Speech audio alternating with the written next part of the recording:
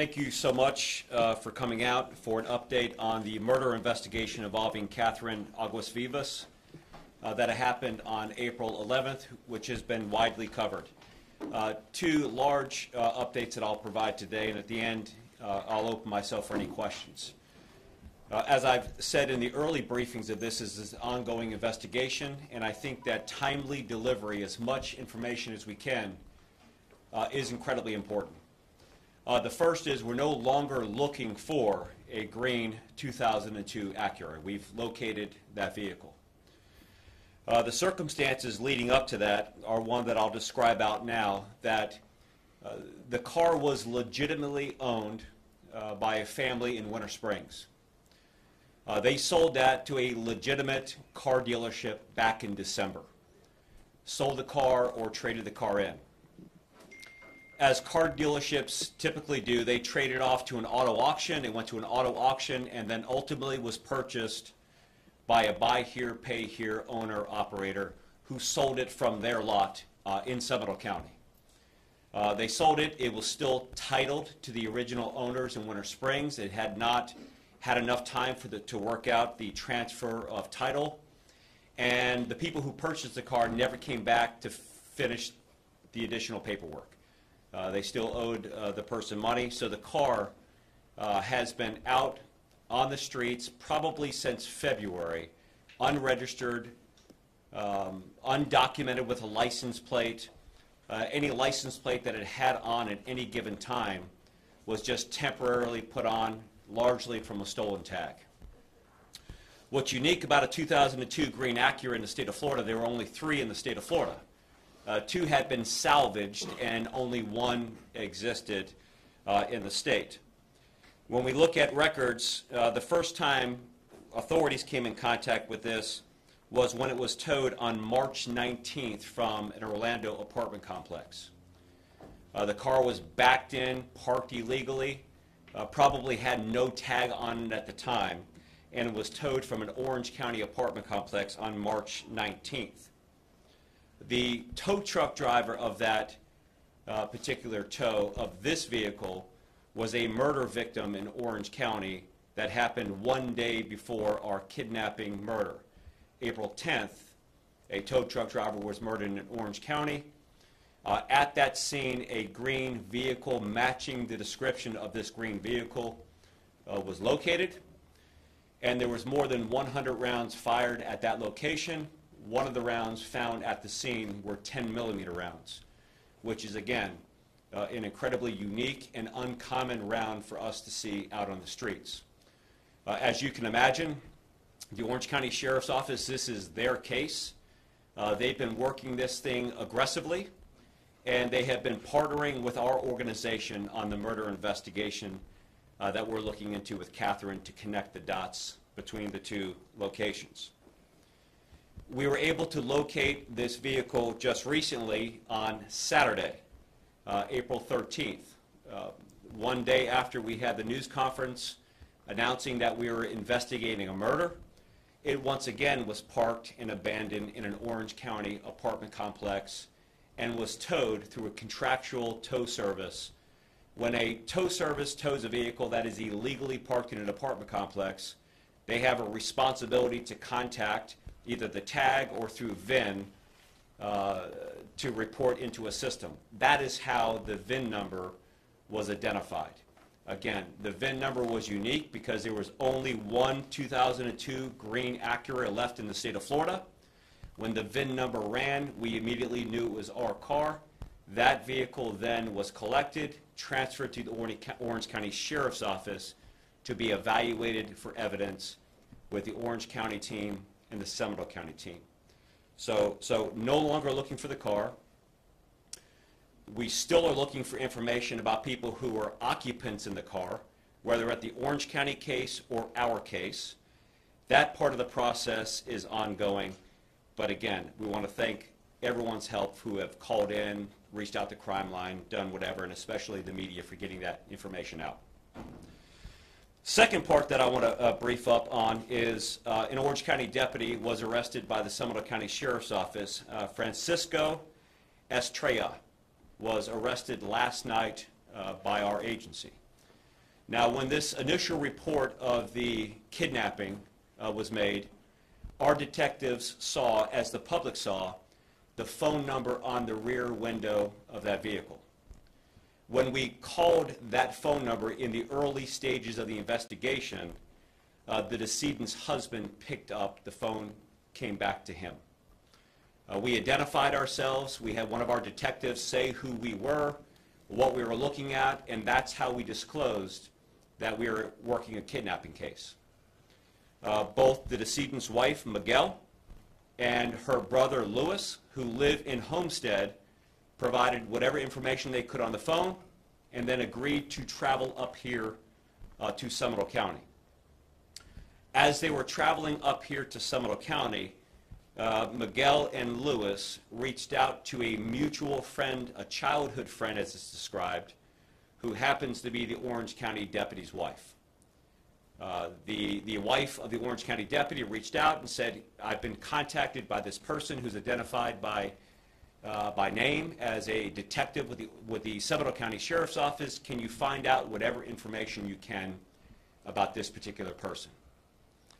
The deputy then picks up the phone, calls our detective, and gives a false name and identifies himself as a detective with the Orange County Sheriff's Office, wanting to get information about this case. Later in that conversation, he actually says he's a deputy sheriff, but for the entire time, he's giving a fake name as he's communicating with our folks, and our detectives obviously thought that that communication was strange, especially the timeliness of it just hours after we have identified that we're working a homicide case here. In addition to that, we knew that the Orange County deputy and wife accessed illegally the Florida David system and pulled up the unique characteristics, home address, photographs, signatures of our primary detective working the case, and all of the communication between the Orange County deputy and our detective working the case was then recorded, all communicated back to the decedent's husband, who was on his way here. When he was here, I had mentioned in the briefing on Friday that he has been cooperative. He has provided, to the extent that he feels comfortable with, what was going on Friday. I think when I laid out those circumstances, I said that her vehicle was being rammed by the vehicle behind her. They didn't call 911. He didn't call 911. And then her phone looked like it was immediately turned off after that. So he's on his way up here. He is contacting whoever he can, and he cooperates to the extent that he feels comfortable with. Part of that cooperation is he gives us his phone. We ask for his phone. He gives us his phone. We forensically examine that phone, and that's how we found the communication between the Orange County deputy and his wife and him. It came through the examination of that phone. That is why he has now been charged with 5 felonies here in Seminole County. 2 of those felonies deal with recording and releasing the audio file of the detective's conversation with him. 2 of those charges relate to unlawfully accessing a police database, and particularly the David system that released unique characteristics of the home address, photograph and signatures of the lead investigator in this case. And then the last charge is the use of a two-way communication device in the commission of these felonies. He has just gone through first appearance at 2 o'clock here in Seminole County today. I don't know any of the details about what happened during that first appearance hearing. We were working with our detectives on the inside here. So, a lot of updates. We still have incredibly dangerous people that are out there on the streets. We still want to encourage our public to again, not approach these individuals. They should be perceived as armed and dangerous. Anybody who has any information about the occupants of this incredibly rare vehicle here in the state of Florida should contact authorities, either the Orange County Sheriff's Office or the Seminole County Sheriff's Office, or if you feel more comfortable, Crime Line, where you could be eligible for a reward and remain anonymous as we go. again, with that, I'll open for any questions about the additional information that we're briefing on today. Sheriff, just to clarify here, are you suggesting that this investigation that you're doing is connected to the Taft shooting that happened last week, where the guy was shot up in front of the house with all those bullets? Is that the one that you're referencing? So it's either connected or it's a heck of a coincidence, right? I think that what we need to do is to make sure that physical evidence and evaluation and reports can positively make that connection.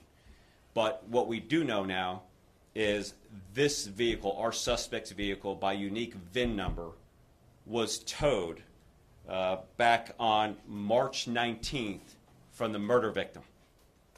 At the scene, there are more than 100 rounds, but a good percentage of those rounds on the ground are 10 millimeter, the gun used in the murder of our victim that we found burnt up in the vehicle in Osceola County. So I absolutely think they're connected, but we'll have to have physical evidence that absolutely proves that. When that shooting happened on Wednesday, and again, there's a lot of moving parts here, so I want to make sure for clarity, that car wasn't on the scene in Taft last Wednesday. That car was towed 2 or 3 weeks before then, right? And then released. So what we have, and I don't want to get too far into the Orange County investigation, although they are working hand in glove with our detectives here, but a green vehicle was seen at that location. It seems like it was towed back in March, ultimately released on the scene of this particular crime. So we think the green vehicle was there at the murder scene. In the Orange County murder scene? Yes. Secondly, so this conversation with this deputy to your detectives, recording without that detective's permission, sharing with the husband, clearly you guys have filed criminal charges in that case. Has this impeded your investigation, in your opinion? So you know, we're talking about the deputy's involvement. It has no negative involvement in our investigation, but absolutely creates a dangerous environment for our deputies and our staff. You know, we know that this deputy relayed this information to the decedent's husband, Miguel, but at this point in time, we don't know who else he may have shared that information with. And I think that any person who's ever turned on the TV, you know, seen the things that are incredibly challenging out there and find out the unique, bizarre characteristic of these cases, I don't know that any of us will want our names and our home addresses released, especially if we had a responsibility to enforce and hold the violators of this accountable. So I think we're incredibly concerned, but the involvement of the Orange County deputy does not slow us down at all and does not have negative effect on the case that we're working. Do you know what he was trying to do? What was that deputy trying to gain from going and looking that up? Well, that's going to be a great part of what I hope the ongoing investigation is, both here and I know independently Orange County would conduct their own administrative investigation. But, you know, we know that, or we believe that they were childhood friends. Of course, there was a relationship with there. But what they had to gain is something that, that I'm incredibly interested in. Why would somebody do this? Why would they put their own job and life on the line to communicate with one of our detectives, to give an alias in the process? Now, he's been an Orange County deputy for 1 year, but to give an alias in the process, never knowing that Miguel, the decedent's husband, is going to release his phone. If he even released the phone, I don't know we would ever know this. So this is it's incredibly frightening, and but I suspect we'll find a lot more about this as the investigation goes on. This is just last night we arrested him. Forgive me if you said this and I missed it trying to follow this all. How much detail did your investigators give this deputy, or non-details? Yeah, so as soon as our detectives received this call from the Orange County detective, as he called himself, they were immediately on alert and very suspicious of the communication, and really gave him nothing, absolutely nothing. But as soon as that happened and they hung up the phone, trust me, that was a topic of conversation in the room. What was that about? This stands out and is incredibly suspicious. When they later contacted the Orange County Sheriff's Office, they're like, we don't have a deputy with that last name nor a detective, but we have a phone number that is connected with somebody. Actually, interestingly enough, he gave the same first name, but just gave a different last name. Given the extreme details of both of these situations that we're now potentially talking about, have your detectives or Orange County's detectives uncovered any possibility that this is either gang or cartel connected? Well, I think that any person who looks at these circumstances would automatically go there. And our investigation is also exploring any possibilities of that. But at this point in time, I'm not ready to turn that rock over and disclose whether or not we're going to do that. Trust me, when and if that becomes a topic here, you'll see me standing right here and telling as much information as you can. But when you look at this thing, I mean, this is right out of a television show, right? You see this thing. There's a lot of bizarre circumstances here. And now to have this vehicle connected, unique characteristics, the rareness of the vehicle. So,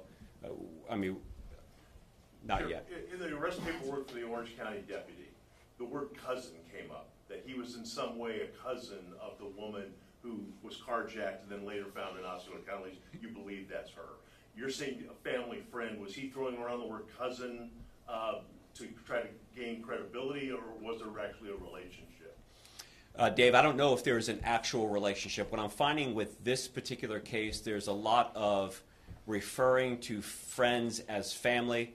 I gave a news conference on Friday, and I said we have not been able to locate any family members in the area.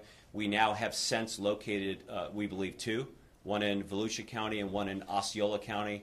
Neither one of them were expecting a visit from her, and where she was at was nowhere near where they were at. So I don't know if they're biologically related, if they're related through marriage, or they're just close friends that call themselves cousins.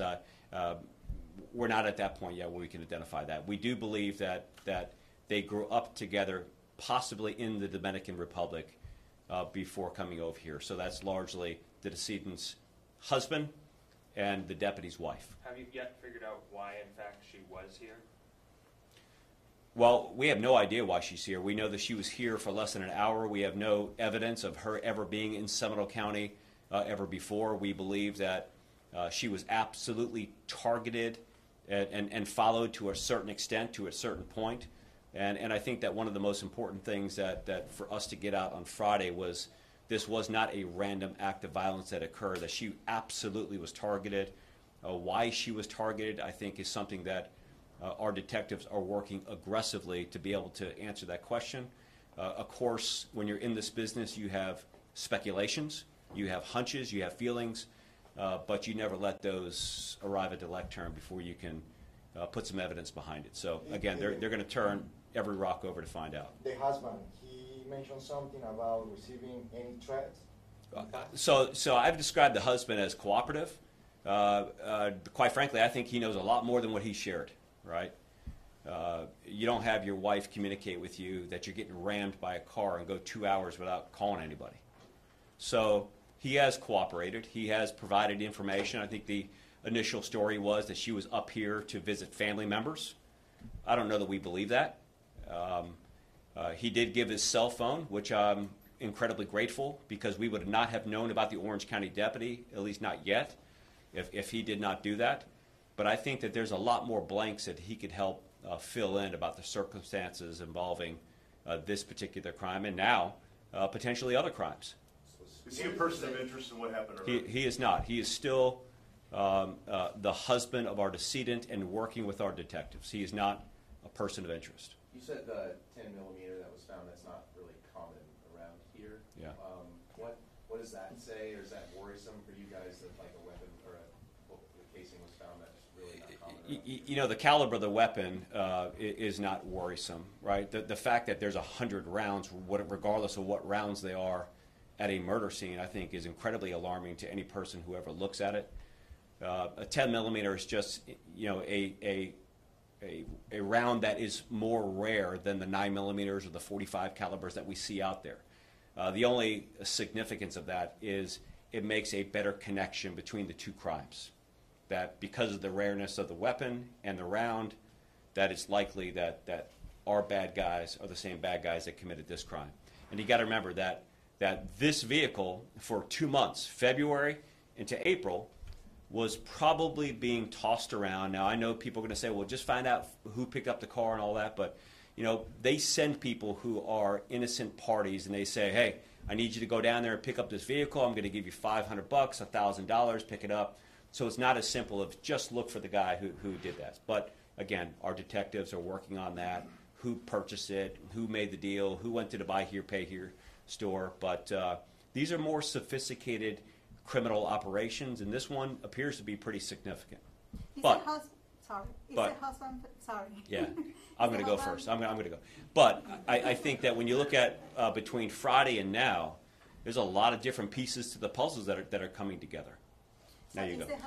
Is the husband facing any charge for the connection with the deputy? No, the husband is not a person of interest and not a suspect, and not likely to be charged in this case at this point. But I may come up here tomorrow with a whole new information based upon somebody who's watching this video, somebody who has some additional information, or connecting some case evidence to other cases that may be out there again. But to recap, we have the car. The car's in evidence. The car is being processed. Actually, it's good that we have the car, right? You potentially can get some evidence from it, but we'll see where that goes. Okay. This is such a confusing thing. I just want to make sure that this is kind of for my clarity.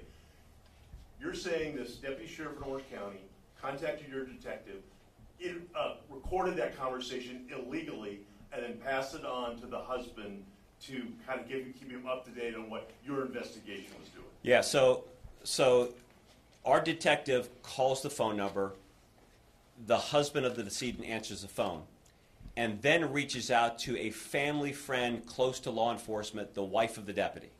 And then literally sitting in their home, they call our deputy, they record that communication to our deputy, probably doing it on speakerphone or something like that, so all the communication can be heard. Then the deputy accesses his unique police system, pulls up as much information about our detective that they just recorded on the phone, takes photographs of that, and sends it to the husband before he ever arrives here for the interview. So he's on his way up here with her brother, and at the time that they're driving here, they're getting fed all this information from the Orange County deputy. Here's where she lives. Here's the detective's name. Here's a recording of our conversation. So he's feeding all that information back. Why? We're going to find out. But any other questions? I don't want to go into specifics here, but is it safe to assume your office is taking measures to protect your detective right now? Yeah, that's a great point. So, I mean, our detective is protected. The detective is pretty tough by themselves, but we have additional units and sections. The last place that anybody would want to go is around this detective right now. I can promise you that. Why is all that information there to begin with? Is the information on every detective in that system? Well, every citizen. It's actually your driver's license system. You know, we've had some reports of misuse of what's called the David system, the driver's license information system. And this is a prime example of misusing it, not just from an average citizen, but for a law enforcement official working this particular case. So, Is the police in Homestead involved in the investigation? Any search warrant over there? We're not doing any search warrants. Again, the husband is not a suspect, but the authorities down there in South Florida have been helpful and have been partners with us as we move throughout this case. Again, we're not working any criminal case down there, but if we do, I promise you, you're going to be the second to know behind our team. So. Any message for anybody that was potentially connected? I mean, they went after the tow truck driver potentially weeks after he towed this car. Are you worried that there might be others out there that need to get in touch with you because they could be in harm's way right now? Yeah, I think that the question is, you know, could there be others that are in harm's way? I hope that somebody that's listening and seeing this that feels like that they may be in harm's way to contact us and tell us everything that they possibly know and seek a safe haven of protection with coming forward and disclosing as much information as they possibly can. But again, we're going to backtrack and connect some of the cases that are open in probably a lot of different jurisdictions and be mindful of kind of the aftermath of how this thing evolves. So that's today's update. I appreciate it, and talk to you guys soon. Thank you. Escuchábamos al alguacil del condado Osceola brindando información en este caso de Katherine Guerrero, esta mujer que fue presuntamente secuestrada y asesinada el día miércoles de la semana pasada, y el alguacil compartía con nosotros el día de hoy información completamente nueva sobre este caso. Gracias a usted que nos acompaña a través de la señal en vivo de Facebook, a través de la señal en vivo también de YouTube, y estamos en vivo también en tampahoy.com. Hemos estado nosotros siguiendo este caso muy, muy de cerca.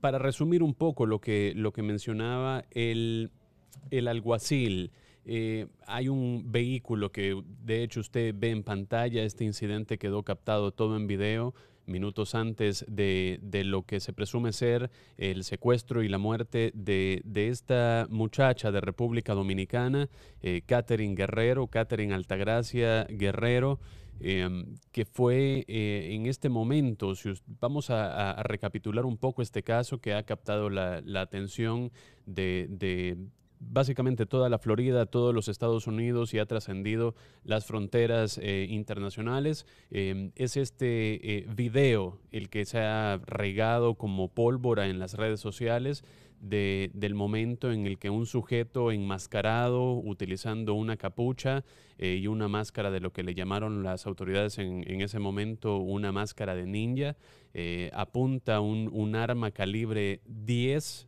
según lo que dijo el alguacil de Seminole, de Osceola, el alguacil de Mislema, y se llevan esta camioneta color blanco con Katherine Guerrero presuntamente adentro, seguida de este sedán verde marca Acura, que según lo que nos dimos cuenta hoy en esta actualización que brindó el alguacil Lema, hay 3 vehículos nada más, como el que usted ve en pantalla, este Acura verde, y 2 están deshabilitados, y este es el único que está en circulación. Este vehículo fue recuperado por las autoridades, y esa es nada más parte de la actualización en este caso de Katherine Guerrero. Las autoridades han recuperado este vehículo, que presuntamente además está conectado con otro caso de asesinato en el condado Orange. Recordemos que este caso sucedió en el condado Osceola y está conectado con otro caso de asesinato en el condado Orange, donde, según lo que dijo el alguacil Emma, se dispararon en ese otro caso más de 100 rondas de un arma que presuntamente puede ser la misma, por lo menos el mismo calibre del que se describió en este caso de Katherine Guerrero, un arma larga de 10 milímetros. En ese caso que describen en el condado, en un complejo de apartamentos del condado Orange, se dispararon 100 rondas. Vamos a volver un poquito más sobre a los hechos, a la información, a la nueva información que ha compartido el alguacil Emma el día de hoy a través de esta conferencia de prensa. Sigamos hablando de este vehículo Acura verde. Además de ser conectado con este otro caso de asesinato, este vehículo fue, al parecer, remolcado de un complejo de apartamentos, y la compañía de grúas se lo lleva, y alguien que no se sabe todavía en este momento quién, lo llega y lo recupera. En el proceso que tienen las autoridades, han rastreado que este vehículo fue comprado legítimamente en un concesionario por una persona, un concesionario de estos de compra aquí, paga aquí, pero la transferencia del título nunca se llevó a cabo, nunca se culminó, por lo que este vehículo transitaba y circulaba por las calles sin ningún título nuevo. Esto obviamente todavía siguen los peritos tratando de recopilar evidencia, de recopilar más información referente al vehículo. Ahora bien, hay una pregunta que ha rondado también las redes sociales desde que salió este caso la semana pasada, y es el papel del esposo de Katherine Guerrero. Vamos a hablar también de lo que pasó en ese momento cuando las autoridades compartieron que Katherine, cuando se da cuenta que este vehículo verde empieza a seguirla en el condado, ella originaria del condado, originaria de Homestead, empieza a conducir a través del estado, pasa por Jupiter, pasa por otras regiones y entra al condado Osceola a través de esta área del centro de Orlando, del downtown de Orlando, y llega a esta intersección que es más o menos es Winter Springs, pero es el límite con Castleberry. Una milla antes de este momento, Katherine le llama a su esposo Miguel. El día de hoy conocimos el nombre, el esposo de Katherine, Miguel. Ella lo llama y le dice que un vehículo le está golpeando su vehículo, el bumper de su vehículo, y que la están siguiendo. El esposo, ni Katherine ni el esposo llaman a las autoridades, pero el esposo le da instrucciones a Katherine de que no se detenga en ningún momento. Esto fue la última información que teníamos en ese momento, y pueden ser los últimos minutos antes de lo que estamos viendo en video en este momento. La información del día de hoy, según lo que dijo el alguacil Emma, es que el esposo, los detectives del condado de Osceola, del alguacil del condado de Osceola, se comunican con y lo puede ver usted en pantalla, con ese número de a la venta. Ese vehículo Dodge Durango, esa camioneta Dodge Durango en la que se transportaba Katherine, estaba listada según el parabrisas de atrás, tenía un número a la venta. Los detectives obviamente llaman a ese número y contesta el esposo de Katherine, y estos detectives empiezan a verificar quién es la persona detrás de este número. Dan que es el esposo de Katherine, y empiezan a explicar que están conduciendo una investigación en este momento de un presunto secuestro y un robo a mano armada. Más adelante en la investigación, el esposo provee información, dice que Katherine estaba visitando a familiares. También nos dimos cuenta el día de hoy que se logró confirmar que dos presuntos primos de Katherine, sí, de hecho viven en el área de la Florida Central, uno en el condado de Volusia y otro en el condado de Osceola. Estos familiares, presume el alguacil, que son personas con las que Katherine se crió en República Dominicana, de donde ella es originaria, y luego se mudaron al área de la Florida Central, y por eso se llaman entre ellos familia, ¿no? El esposo queda con los detectives, con las autoridades, de viajar desde el área de Homestead, donde ellos tienen una barbería y una peluquería, según lo que dijeron las autoridades el día viernes, y luego vienen, en eso quedan, que el esposo de Katherine, Miguel, iba a llegar desde Homestead a reunirse con los detectives. En este proceso, el alguacil Lema dice que tanto Miguel, el esposo de Katherine, y gracias por esta información, la acabamos de recibir directamente de esta conferencia de prensa. Estoy tratando de poner este rompecabezas junto.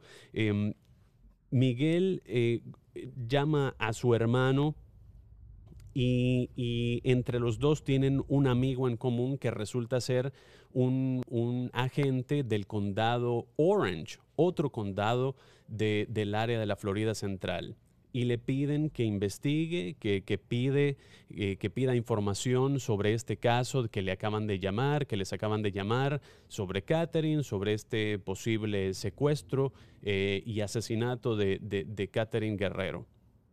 Esta persona, este agente del condado Orange, llama a las autoridades y se presenta con otro nombre, se presenta con un alias, da información que no es verídica y trata de recabar información, toda la información que pueda sobre el caso que está sucediendo en este momento. Para las autoridades en ese momento era un momento crucial en la investigación. Luego, el agente y su esposa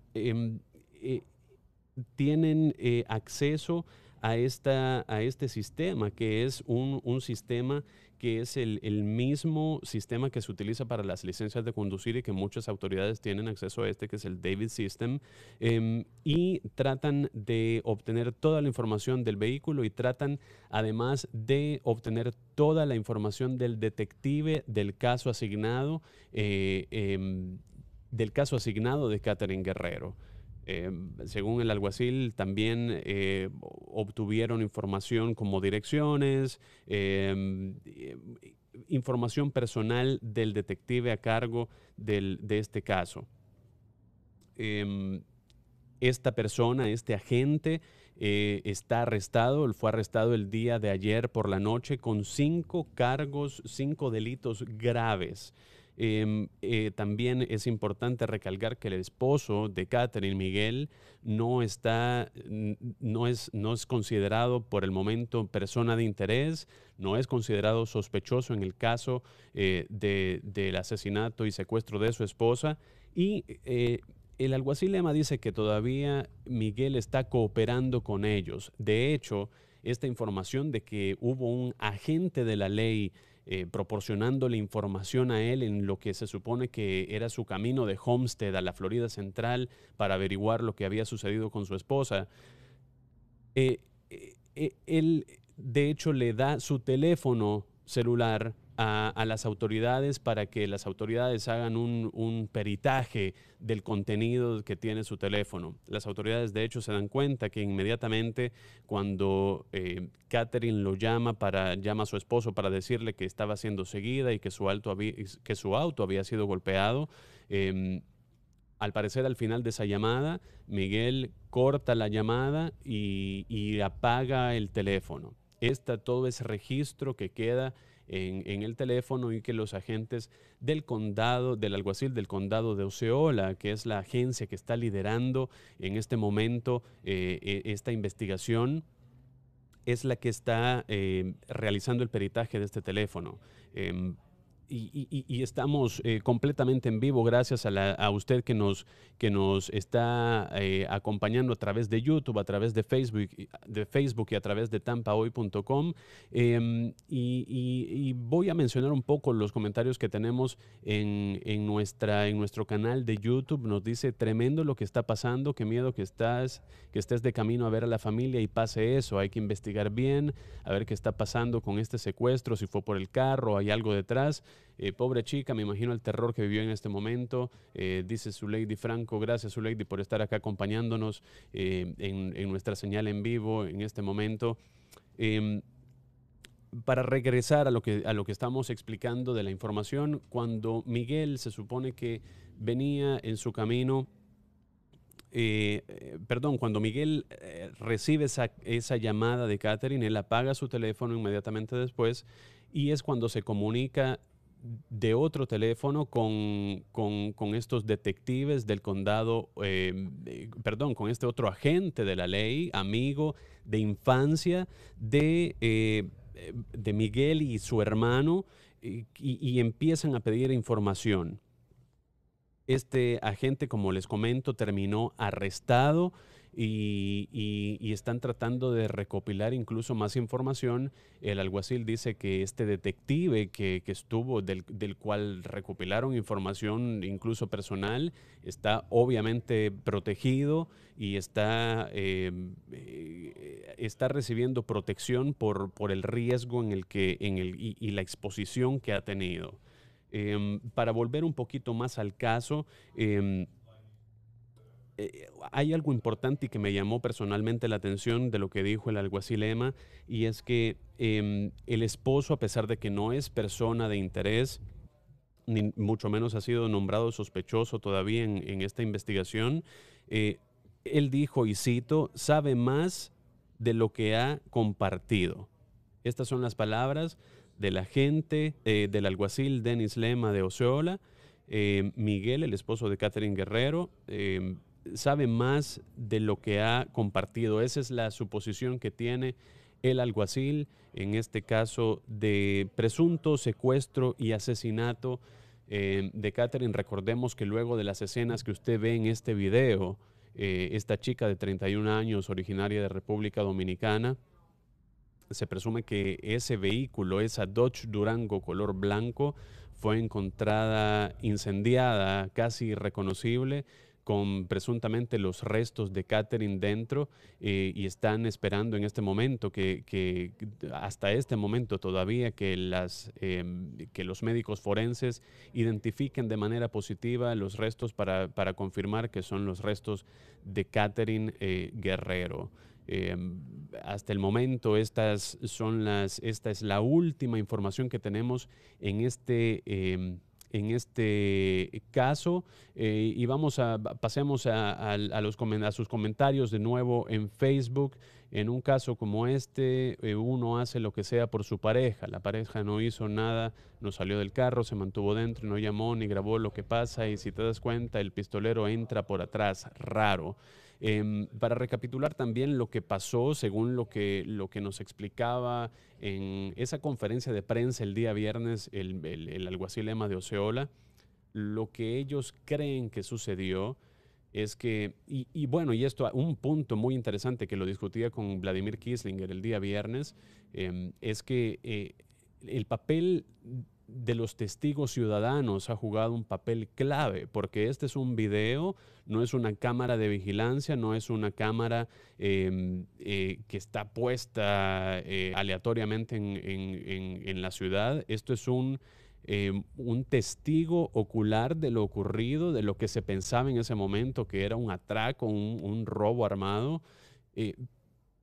Una persona que estaba básicamente detrás de estos vehículos, que presenció todo lo que estaba pasando, sacó su teléfono y en cuestión de minutos compartió este video con las autoridades, y gracias a este video tuvieron los detectives la oportunidad de reconstruir un poquito esta línea de tiempo en los hechos de este trágico caso de Katherine Guerrero. Nos dicen también en Facebook, él es cómplice, darse cuenta que el pistolero entra por atrás, ¿por qué no apunta a ambos lados? Él no sabe quiénes están dentro. Gracias por sus comentarios, y esto es algo también que lo mencionaba hoy el alguacil Lema, que dice que es un punto en el que ellos han recalcado que definitivamente ellos creen que este fue un hecho que fue apuntado directamente a Katherine, sin duda alguna, que fue ella objetivo, que fue blanco de este ataque desde el momento en el que se supo que su auto estaba siendo golpeado por la parte de atrás, que fue seguida por más de media milla, y que en este momento, sin amagar, por decirlo de una manera, esta persona encapuchada se dirige directamente al lado del conductor, le apunta, se presume que le da órdenes de que le quite el seguro a la puerta, y luego se sube a la camioneta con ella dándole instrucciones hasta unas partes remotas de otro condado. Definitivamente esto fue un ataque dirigido hacia Katherine, de acuerdo a lo que hemos escuchado de las autoridades, y por eso es que las autoridades están todavía tratando de recabar toda esta información posible para reconstruir el caso. Según las autoridades, el esposo continúa colaborando con ellos. Hay una pieza también muy importante, los sospechosos que usted ve, el sospechoso que usted ve en pantalla en este momento sosteniendo esa arma larga de 10 milímetros que la han identificado, y hay otra persona conduciendo ese Acura verde que el alguacil dice que es un auto único prácticamente en el estado de la Florida. Estos dos sospechosos pueden ser personas blancas o latinos y todavía están siendo buscados por las autoridades. Así que en este momento las autoridades, en específico la oficina del alguacil de Osceola, también la oficina del alguacil del condado Orange, por este otro caso de asesinato con el que están vinculando a este Acura color verde, están tratando de recopilar información de la comunidad. Si usted ha visto algo, no dude en contactar a las autoridades. Nos dice también su lady, parece que fue personal, algo así de la nada, es raro, eso fue una venganza, así que es muy raro lo que pasó.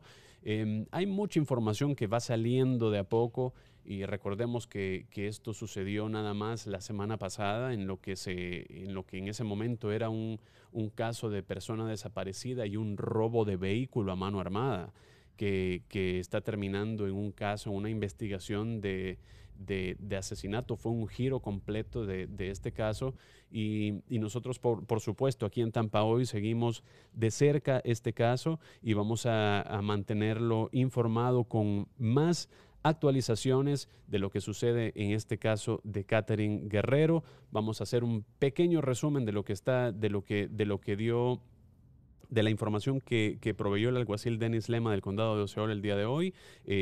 Este vehículo color verde fue incautado, fue recuperado por los oficiales. Los sospechosos, tanto el sospechoso de apuntarle a la camioneta de Katherine Guerrero y la persona que está dentro del vehículo, todavía están prófugas de la justicia. La familia de Katherine, el esposo en este caso, Miguel, está colaborando, está cooperando con las autoridades, y como esta información adicional, hay un agente de la ley arrestado vinculado a este caso también por proveer información al público, por hacer pública información que es de uso exclusivo de las fuerzas del orden. Todas estas actualizaciones y mucho más a medida que nos llegue más información de las autoridades, nosotros las vamos a compartir en tampahoy.com. Así que gracias a usted que nos ha acompañado en esta transmisión en vivo a través de YouTube, a través de nuestra señal en vivo de Facebook y por supuesto a través de nuestra página web tampahoy.com.